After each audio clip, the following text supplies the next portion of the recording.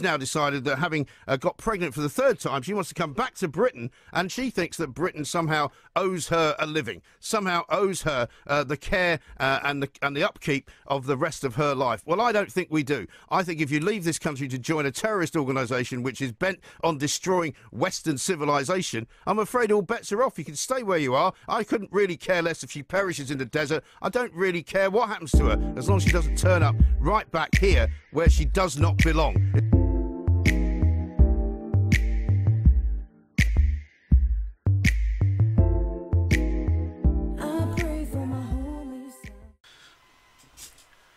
I find it really hard to believe that anyone would be fighting for this woman, the ISIS bride, the one that at 15 years of age travels all the way to Syria just to get pregnant as many times as she can so that she can have babies for the ISIS cause.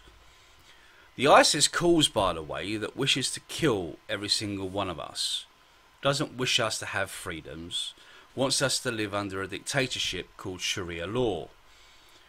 That same law that wants to take away the rights of women.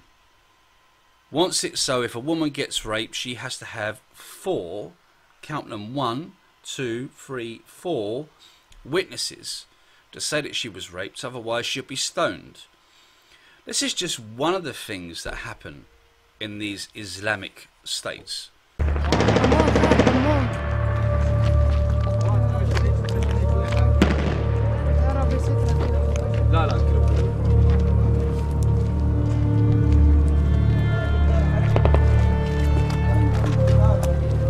This is a story about the people of Mosul and the slow grinding battle to free them from Islamic State.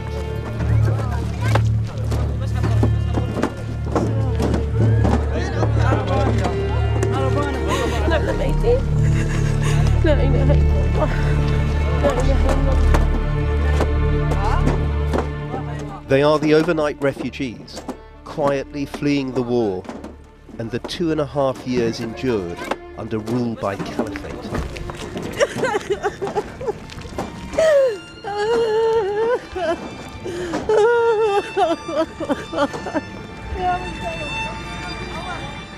Now wondering what comes next.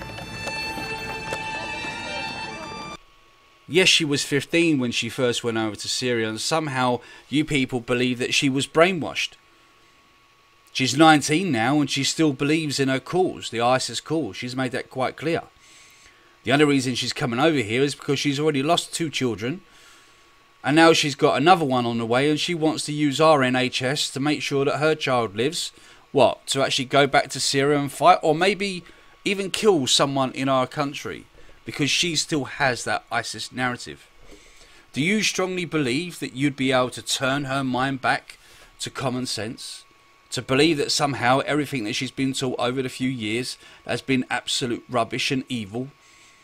Are you that sure of yourself? Because I'm not. And these are their liberators, the Iraqi Army Special Force units upon whom so much now rests. They were children when Saddam was defeated.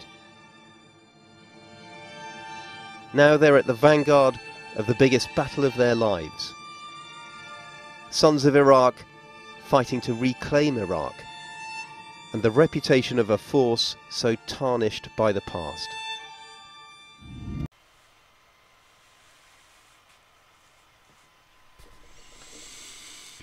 Maybe you believe that she's never picked up an AK-47. Maybe you believe that she's never chopped off a head.